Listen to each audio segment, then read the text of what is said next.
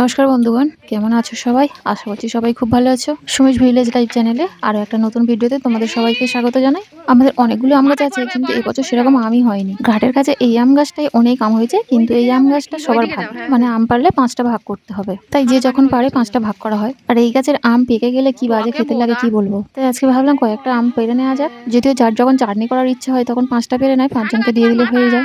তাই একটা আঙ্কুশি জোগাড় করে আমি আর কাকিমা গিয়েছিলাম আম পাড়তে। গিয়েছিলাম বলতে আমাদের বাড়ির সামনেই ঘাটের ধারে। হ্যাঁ, ওটা ধরে পাখা।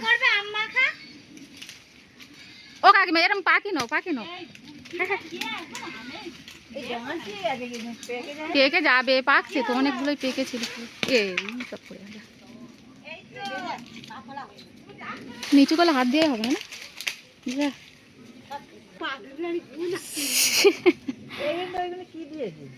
ওদিকে মাছ বড় মা এসেছিল, তা আম পাড়তে উনিও কয়েকটা আম গুড়িয়ে নিয়ে গেল। উনি মাঝে মাঝে এসে আম পেড়ে দিলে উনি নিয়ে যায়।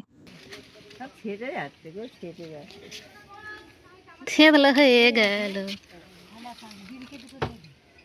এই দেখো ইঁটের উপরে পড়ে আমগুলো কেমন থেঁতে গেছে।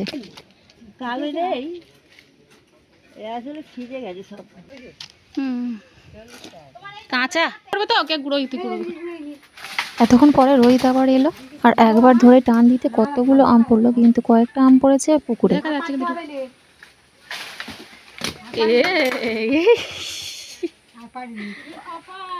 চানবের মাথায়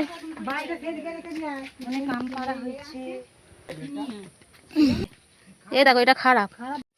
নাও বলটি নাও। এই ওই তো এখনো পড়ে আছে। আর এই পুকুরের ধারে ফাড়ে নেই। যাচ্ছি। এই তো মৌসুমে জ্যাম দিয়েছিলাম, একটা দিয়ে দিই। যাই হোক, আম পেড়ে ভাগ করা হয়ে গিয়েছে, 4টে করে ভাগ হয়েছে। তা ওই আম দিয়ে আমি চাটনি করেছি, আর একটা আম পোড়াতে দিয়েছি শরবত করবো। আর এবছর কাঁচা আমের শরবতও করিনি আর আম মাখাও করিনি। আজ ভাবলাম একটা আম পুড়িয়ে শরবত করবো। ভিডিওটা তাহলে আজকের মতো এখানেই শেষ করছি। দেখা হচ্ছে পরের ভিডিওতে।